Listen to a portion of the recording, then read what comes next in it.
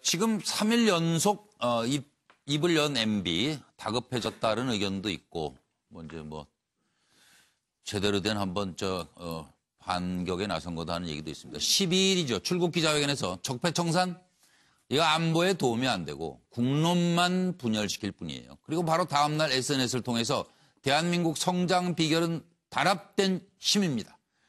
그 다음 날 바로 내 좌우명은 정직과 성실입니다. 이렇게 밝히셨고 우리도 5년을 집권했는데 왜 정보가 없겠어요. 측근의 얘기입니다. 그리고 친이계에서는 보수가 힘 모아야 한다고 말해서 다 자유한국당으로 이제 건너갑니다. 정두원 전 의원, 박근혜 전 대통령은 태극기 집회라도 열지만 MB는 힘이 없어요. 쓸데없는 오해. 이재호 전 의원, 한국당과의 통합 실무적으로 논의키로 했어요. 조혜진 전 의원, 바른정당 탈당 후 한국당에 입당서를 제출한다 이렇게 알려졌고 자유한국당은 겨우 박근혜 전 대통령 출당을 끝냈더니 이 또 MB 문제가 걸려있네. 어떻게 할까 고민 중이 아닐까요? 들어보시죠.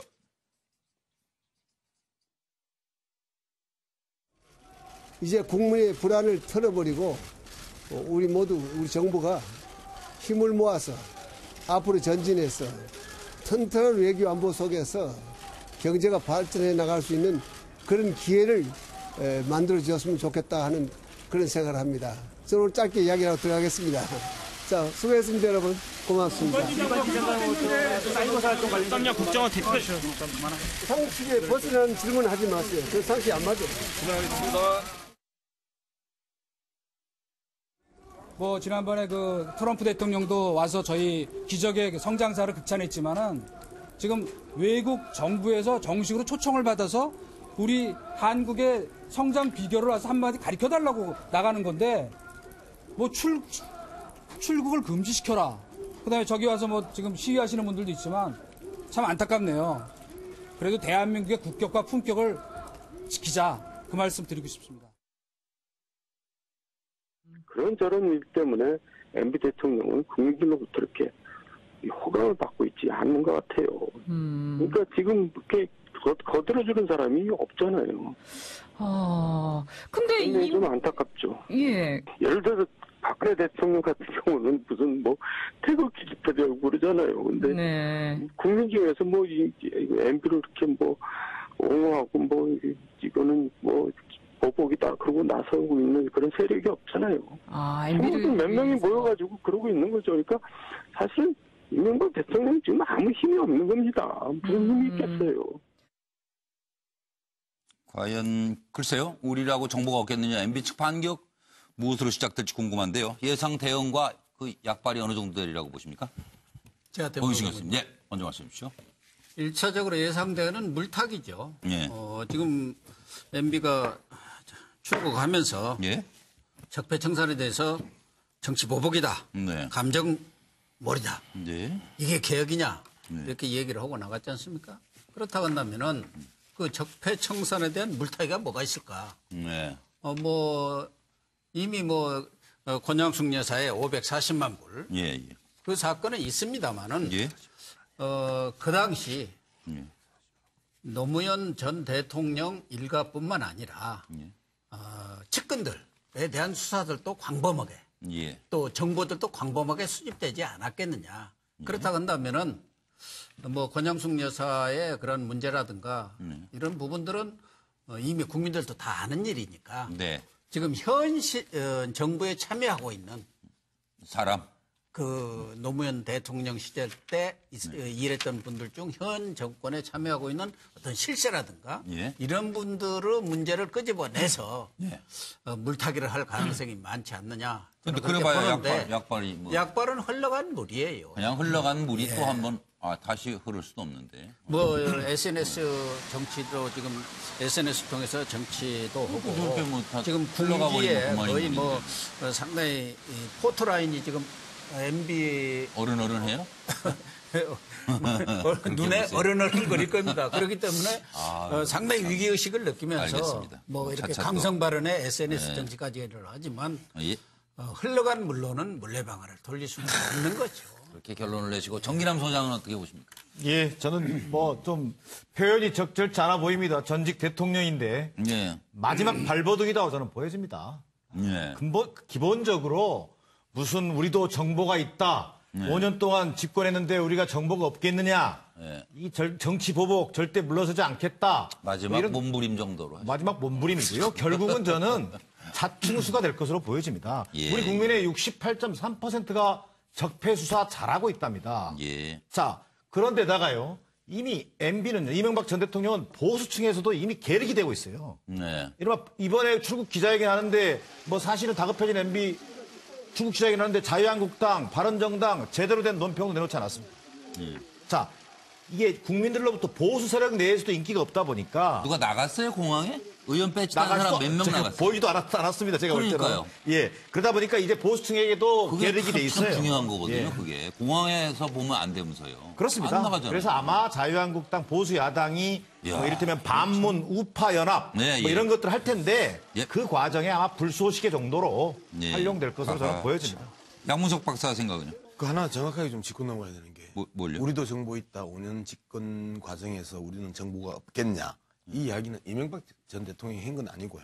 그 측근들이 측근들이 이제 했다고. 이야기를 네, 한 거고 현실적인 그 문제들이 그 사박사박 그 이명박 대통령이 이제 목에 그 다가가는 게 뭡니까? 다스, BBK 주가 조작, 국정원 정치 공작, 예. 국방부 사이버 사령부 댓글? 그 여론 조작 예, 이제 이런 부분들에 대해서 그 아무런 해명이 없어요. 문제는 그거잖아요. 여기에 대한 해명을 하면서 정치 보복을 이야기해야 되고 그다음에 반격을 이야기해야 되고 그다음에 최소한 안보와 국익을 걱정하는 전직 대통령으로서의 품위를 유지하기 위해서는 당신에게 씌어져 있는 이러한 혐의에 대해서 적극적으로 해명이나 반론을 함으로써 구체적 반론이 안보를 없다. 이야기하고 없다. 그다음에 예. 국익을 이야기하면 설득력은 있겠지요. 예. 그런 측면에서 본다라면 현재의 그이 페이스북 정치나 예, 예. 그다음에 출국 정치는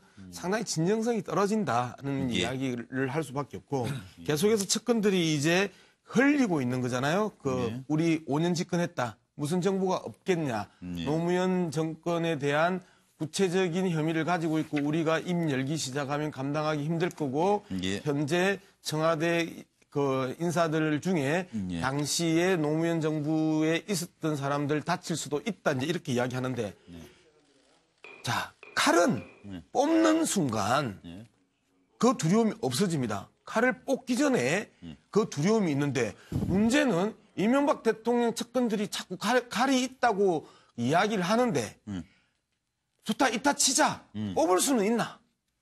뽑는 순간 그 칼이 손톱깎이 칼이 될 가능성이 아주 높아진 상황인데 네. 손톱깎이 칼 들고 협박하면 그 협박이 먹히나요? 저는 이런 상황에서 보면 칼이 있으면 뽑으세요. 큰 칼이 있대잖아요. 네. 칼 있으면 어떻게. 뽑고 노무현 정부든 김대중 정부든 예, 예. 시간이. 정말 지금까지 문제가 있다고 생각하고 덮여져 있는 게 있으면 그거 뽑아서 그리고 국민들에게 알려서 바로 잡아야죠. 알겠습니다. 지금 잠깐 준비된 내용이 있으니까 이걸 듣고 서정호 변호사로 가겠습니다. 예, 들어보시죠. 전임 정권의 불법 선거 개입으로 출범한 박근혜 정권의 취약성이 바로 국정농단과 헌정유린의 온상이었다면 이를 조장하고 주도했던 이명박 정권은 말 그대로 적폐의 원조라 해도 지나친 말이 아닐 것입니다. 따라서 MB 시절 국정농단에 대한 진상규명은 대한민국의 정의를 바로 세우는 일이며 국민 다수가 원하는 과제입니다. 이 나라의 5천만 국민의 생명과 재산을 지키고 이 나라의 미래를 열어달라는 국민적 여망은 뒤로 하고 완장부대가 나서서 망나니 칼춤을 연상시키는 그런 작태를 보이고 있습니다. 검찰과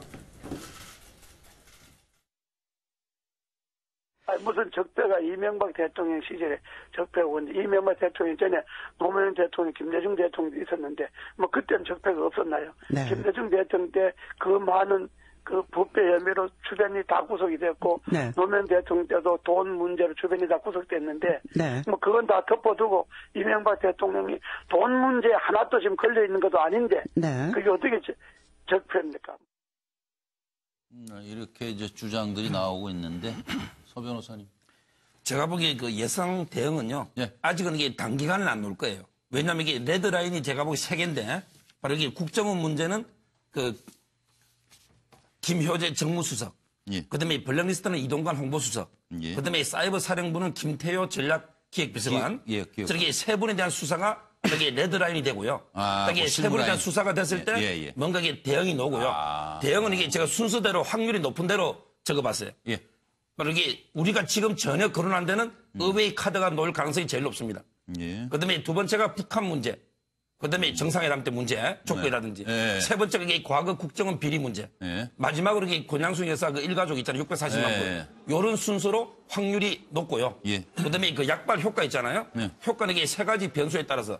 첫째는 이게 얼마나 정보와 팩트에 강한 폭로냐. 정보와 팩트가 있어야지 이게 폭발력이 있는 거니까. 그렇죠. 그다음에 2번째는 예상 못한 카드냐. 네. 왜냐하면 이게 640만 불 같은 건 이미 예상하고 있기 때문에 약표가 떨어지지만 전액이 불의 카드가 놓으면 높아질 수 있고요. 그다음에 마지막으로 결국 가장 중요한 거는 국민의 지지. 여기에 따라서 이게 약발은 좌우된다. 이래 보입니다. 예. 일단 뭐 그냥 그렇게 생각을 주셨습니다. 넘어가죠. 근데 갑자기 그 얘기를 하니까 엄청 궁금해지네요. 의외의 카드가 뭐가 있다고 생각하고 지금 그걸 쓰신 거예요? 그러게요. 저도 좀 그죠? 서정욱 변호사가 말씀하시는 의외의 카드가 뭔지 저도 좀 개인적으로 상당히 좀 궁금해지네요. 그렇다고 한다. 그냥 의외의 일단 카드가 있다고 한다면 써보고 그렇게 할 분은 아닌데 또 저분이.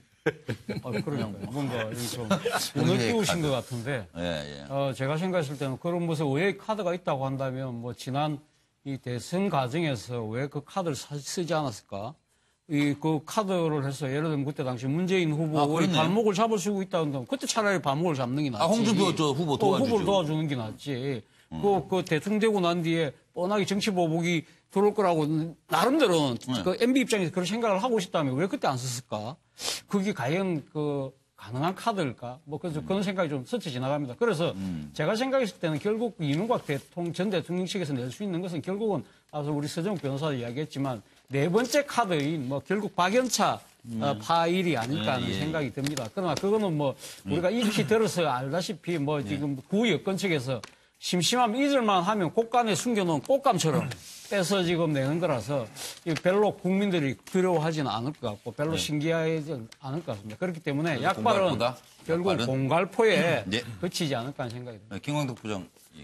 예, 저는 우리도 정보 있다 하면 과연 무슨 정보냐 하는 거는 아까 우리 서정욱 변호사가 여러 카드를 얘기했으니까 그건 설명할 필요가 없을 것 같고요.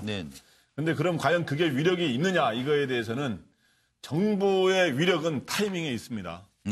그러니까 지금 근데 이제 최소한 5년 이상 지났잖아요. 그렇기 때문에 그게 비록 지뢰든 뭐 법이 트랩이든 간에 굉장히 낡아가지고 뇌관이 제대로 터질지 과연 그 효과를 발휘할지는 굉장히 의문이라는 거죠. 그리고 역대 전직 대통령들이 계속 조사를 받거나 이런 거 소위 공격을 받은 적이 많은데 우리나라 지금 현재 80년대 이후에 전직 대통령들이 들어서 가지고 이 뭐 칼을 이렇게 위력 있게 쓴 적이 한 번도 없어요. 그리고 가장 재임 기간이 길었던 전두환 전 대통령 80년 이후를 기준으로 따지면 전두환 전 대통령도 노무현 노태우 당시 정부 때 반격 한 번 제대로 못하고 이제 당하고 백담사하고 이제 그랬었는데 김영삼 정부 때도 그렇고 그래서 그게 그렇게 간단한 것만은 아니다. 그래서 위력적인 카드가 나오기 좀 쉽지 않을 거로 보입니다. 홍준표, 서청은 두 분의 이 난타전 과정에 있어서 서청원 의원이 녹취록 깐다 이야기를 했었잖아요. 그런 일이 있었어요? 그렇죠. 근데 지금까지 안 까잖아요. 그러니까 그런 일이 있었냐고요. 그럼요. 마찬가지로요. 참 보수 정당이나 보수 정치인들이 갖고 있는 하나의 특징이 뭐냐면 뭐 있는 것처럼 해서 깐다 이야기 해놓고 안 까요. 그러면 없는 거잖아요.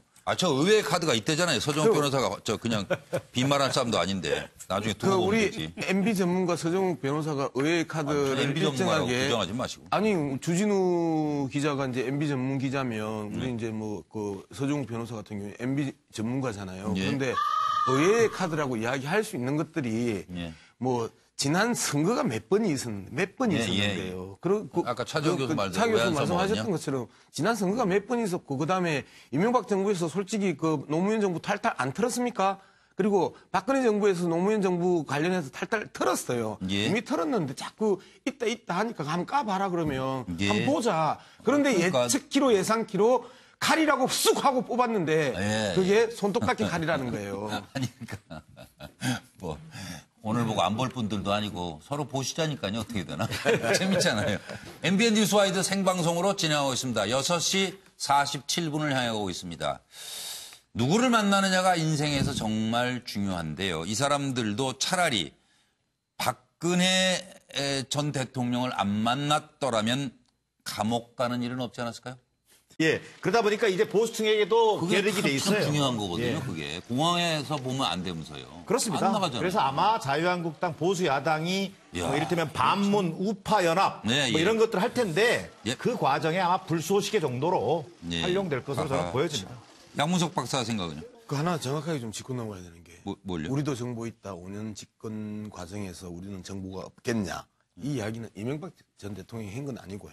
그 측근들이 했다고 이야기를 한 거고 현실적인 그 문제들이 그 사박사박 그 이명박 대통령이 이제 목에 그 다가가는 게 뭡니까? 다스, BBK 주가 조작, 국정원 정치 공작, 국방부 사이버 사령부 그 여론 조작 이제 이런 부분들에 대해서 그 아무런 해명이 없어요. 문제는 그거잖아요. 여기에 대한 해명을 하면서 정치 보복을 이야기해야 되고 그다음에 반격을 이야기해야 되고 그다음에 최소한 안보와 국익을 걱정하는 전직 대통령으로서의 품위를 유지하기 위해서는 당신에게 씌어져 있는 이러한 혐의에 대해서 적극적으로 해명이나 반론을 함으로써 구체적 반론이 안보를 없다. 이야기하고 없다. 그다음에 예. 국익을 이야기하면 설득력은 있겠지요. 그런 측면에서 본다라면 현재의 이 페이스북 정치나 그다음에 출국 정치 튼튼한 외교 안보 속에서 경제가 발전해 나갈 수 있는 그런 기회를 만들어 주었으면 좋겠다 하는 그런 생각을 합니다. 저는 오늘 짧게 이야기하고 들어가겠습니다. 자, 수고했습니다, 여러분. 고맙습니다. 썸녀 국정원 대표. 상식에 벗어나는 질문 하지 마세요. 그 상식 안 맞아요. 수고하셨습니다. 뭐 지난번에 그 트럼프 대통령도 와서 저희 기적의 성장사를 극찬했지만은 지금 외국 정부에서 정식으로 초청을 받아서 우리 한국의 성장 비결을 와서 한마디 가르쳐 달라고 나가는 건데 뭐 출국을 금지시켜라. 그다음에 저기 와서 뭐 지금 시위하시는 분들도 있지만 참 안타깝네요. 그래도 대한민국의 국격과 품격을 지키자. 그 말씀 드리고 싶습니다. 그런저런 일 때문에 MB 대통령은 국민들로부터 이렇게 호감을 받고 있지 않는 것 같아요. 그러니까 지금 이렇게 거들어주는 사람이 없잖아요. 근데 좀 안타깝죠. 예. 예를 들어서 박근혜 대통령 같은 경우는 무슨 뭐 태극기 집회되고 그러잖아요. 근데 네. 국민 중에서 뭐 MB를 이렇게 뭐 옹호하고 뭐 이거는 뭐 보복이다 그러고 나서고 있는 그런 세력이 없잖아요. 친구들 몇 명이 모여가지고 그러고 있는 거죠. 그러니까 약발이 뭐 약발은 흘러간 물이에요. 그냥 흘러간 물이 또 한번 다시 흐를 수도 없는데. 뭐 SNS 정치도 지금 SNS 통해서 정치도 하고 지금 흘러가 버리면 군기에 거의 그만인 뭐 상당히 이 포토라인이 지금 MB 어른해요? 눈에 어른거릴 겁니다. 그렇기 때문에 상당히 위기의식을 느끼면서 알겠습니다. 뭐 이렇게 차차 강성 발언에 SNS 정치까지를 하지만 흘러간 물로는 물레방아를 돌릴 수는 없는 거죠. 그렇게 결론을 내시고 정기남 소장은 어떻게 보십니까? 예, 저는 뭐 좀 표현이 적절치 않아 보입니다. 전직 대통령인데 마지막 발버둥이라고 저는 보여집니다. 기본적으로 무슨 우리도 정보가 있다. 5년 동안 집권했는데 우리가 정보가 없겠느냐. 이 정치 보복 절대 물러서지 않겠다. 마지막 이런 몸부림 정도로. 마지막 몸부림이고요. 결국은 저는 자충수가 될 것으로 보여집니다. 우리 국민의 68.3%가 적폐 수사 잘하고 있답니다. 자, 그런데다가요. 이미 MB는요, 이명박 전 대통령은 보수층에서도 이미 계륵이 되고 있어요. 네. 이른바 이번에 출국 기자회견 하는데 뭐 사실은 다급해진 MB 출국 기자회견 하는데 자유한국당, 바른정당 제대로 된 논평도 내놓지 않았습니다. 자, 이게 국민들로부터 보수 세력 내에서도 인기가 없다 보니까 누가 나갔어요, 공항에? 의원 배치 딴 사람 몇 명 나갔어요? 보이도 않았습니다. 제가 볼 때는. 그러니까요. 사실 이명박 대통령 지금 아무 힘이 없는 겁니다. 무슨 힘이 있겠어요. 과연 글쎄요. 우리라고 정보가 없겠느냐. MB 측 반격 무엇으로 시작될지 궁금한데요. 예상 대응과 그 약발이 어느 정도 되리라고 보십니까? 제가 고민식 교수님. 예, 먼저 말씀해 주십시오. 1차적으로 예상되는 물타기죠. 예. 지금 MB가 출국하면서 예.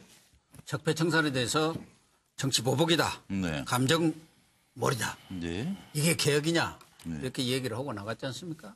그렇다고 한다면은 그 적폐청산에 대한 물타기가 뭐가 있을까? 네. 이미 권양숙 여사의 540만 불. 예, 예. 그 사건은 있습니다만은 예. 그 당시 예. 노무현 전 대통령 일가뿐만 아니라 예. 측근들에 대한 수사들도 광범하게 예. 또 정보들도 광범하게 수집되지 않았겠느냐. 그렇다고 한다면은 권양숙 여사의 그런 문제라든가 이런 부분들은 이미 국민들도 다 아는 일이니까 네. 지금 정부에 참여하고 있는 사람. 그 노무현 대통령 시절 때 일했던 분들 중 현 정권에 참여하고 있는 어떤 실세라든가 예. 이런 분들의 문제를 끄집어내서 예. 물타기를 할 가능성이 많지 않느냐. 근데 그렇게 그래봐야 보는데 지금 3일 연속 입을 연 MB 다급해졌다는 의견도 있고 제대로 된 한번 반격에 나선 거다 하는 얘기도 있습니다. 12일이죠. 출국 기자회견에서 적폐청산 이거 안보에 도움이 안 되고 국론만 분열시킬 뿐이에요. 그리고 바로 다음 날 SNS를 통해서 대한민국 성장 비결은 단합된 힘입니다. 그 다음 날 바로 내 좌우명은 정직과 성실입니다. 이렇게 밝히셨고 우리도 5년을 집권했는데 왜 정보가 없겠어요. 측근의 얘기입니다. 그리고 친이계에서는 보수가 힘 모아야 한다고 말해서 다 자유한국당으로 이제 건너갑니다. 정두원 전 의원, 박근혜 전 대통령은 태극기 집회라도 열지만 MB는 힘이 없어요. 쓸데없는 오해. 이재호 전 의원, 한국당과의 통합 실무적으로 논의키로 했어요.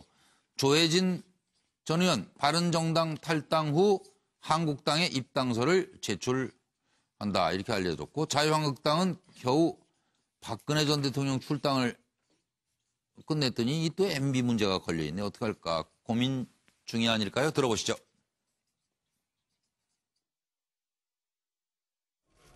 이제 국민의 불안을 털어버리고 우리 정부가 힘을 모아서 앞으로 전진해서